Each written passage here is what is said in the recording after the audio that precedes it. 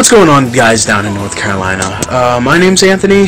People call me Tony for short, and this is my video on the subject of bullying. I had a friend tell me about this, and I decided to step up to the plate and, just say what's on my mind. Now, bullying for me started in about, in school, as it starts for most people usually who go through bullying. And I was bullied for, mostly two things. The first one is obviously being a little overweight. I was really big for my class. I weighed about 150 pounds in 5th grade. It was terrible. People would just down me for that, make fun of me for that, and that's a common one. That's a really common one. But one that might not be so common in your school maybe is Tourette syndrome, which is what I have, and the second reason for why I was being bullied. Tourette syndrome basically is a neurological disorder, which means it's in the brain. My brain sends signals to my body that makes it move or jerk around, or when I make noises and stuff like that. The reason I'm not really doing it much now is because if I'm like in heavy concentration, or if I'm trying to think about something to say, like I am right now in this video, they're not as bad. But there was one now. But yeah, that's the second reason that I got bullied in school. Usually, my mom and I noticed it at about when I was in elementary school. We went to the doctor. The doctor said, you have Tourette's, and I'm like, oh, bummer. But when I went back to school, it seemed like people made fun of me for it. When I finally knew what I had, I saw people snickering, looking at me funny, and eventually mimicking me. They were mimicking what I was doing, and I really didn't like it. It made me feel terrible about myself. I felt like I wasn't normal. I wasn't normal, and I didn't fit in at all. I was that one kid that sat alone at the lunch table because people thought that what I had was infectious. There was a rumor going around that people thought, they could catch what I have, but, it's not contagious. It's hereditary. It's through the family. If someone in the family has it, then most likely, someone else in the family born later on is going to have it. But no one should ever feel inferior. No one should ever feel like they're less or of lesser people than everyone, because it's just not right. Everyone should be treated as equals. But we all know it's not going to be that simple, and obviously me making this video isn't going to change that either.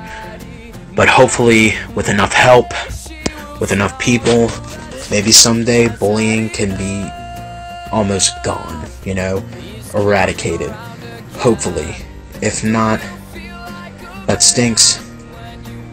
But we still have people like me, and we have people like Katie, and we have people, your best friends, and everyone who stands up with you. I have a lot of friends, people who embraced who I am. I wasn't social at all, and someone came up to me. He literally came up and he said, why do you do that? And I'm like, why do I do what? I obviously knew what he meant. But at that moment, I actually had the guts to explain what I had, and he goes, oh. He shrugged it off. He didn't even care. And I have been friends with this guy for 9 years. A long friendship. Very long friendship. And eventually, I started talking to other people. They understood what I had. And now it's come to the point where the friends I've been friends with for so long don't even notice it. Like, they don't even notice that I do, the jerks and the sounds and the blinks. It's all, I feel normal. I feel with people. I feel like I belong. And like I said, no one should ever feel like they don't belong. And I'm not only speaking for myself, but other people that have what I have, and people who are being bullied as well. If you're being bullied, please stand up to the bully. Stand up and go to an administrator, go to a teacher, go to your best friends, tell someone. You have to speak up. if you're not gonna speak up, you're gonna let them walk all over you, which was my mistake. That was my mistake. I didn't tell anyone. And then when I finally decided to have the guts to go and tell a teacher, you know, she thought I was lying. But I said, look, this is serious. I was in tears. I was serious about this. People were making fun of me. They were making me feel less of myself. Some people are drawn to stuff like suicide. You know, suicide because someone said something about them that hurt them so badly that they decided to go through with that. And that's not a world that I want to live in anymore. So just speak up to bullying. That's all I can say. You gotta speak up. If you don't, you might regret it for the rest of your life. Now, I don't mean to be morbid here, but I'm just stating facts. The only reason I'm here today is because of my friends, because of my family. They all had my back since day one. But I overstayed this video here. I definitely appreciate the time that you took to listen to me. I really appreciate it. And I hope you guys have a nice rest of your day.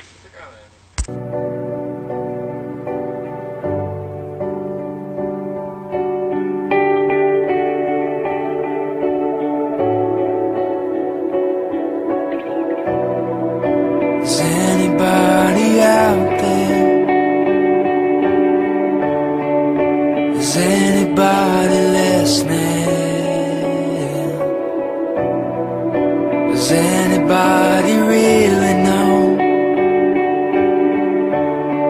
if it's the end of the beginning? The quiet rush of one breath is all we're waiting for. Sometimes the one we're taking changes everyone before. It's everything you wanted, it's everything you don't. It's one door swinging open and one door swinging closed. Some prayers find an answer, some prayers never know. We're holding on and letting go.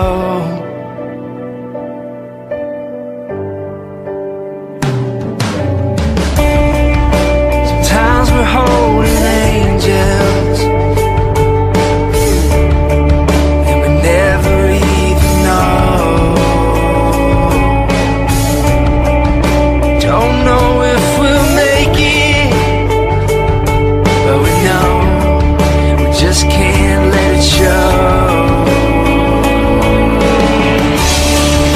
It's everything you wanted, it's everything you don't.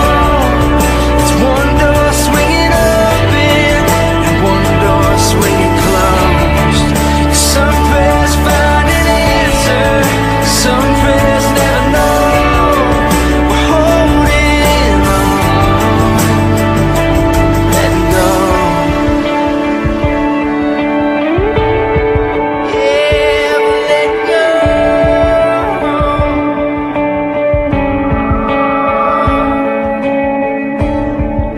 It's everything you wanted, it's everything you don't. It's one door swinging open, one door swinging closed. Some prayers find an answer, some prayers never know. We're holding on and letting go.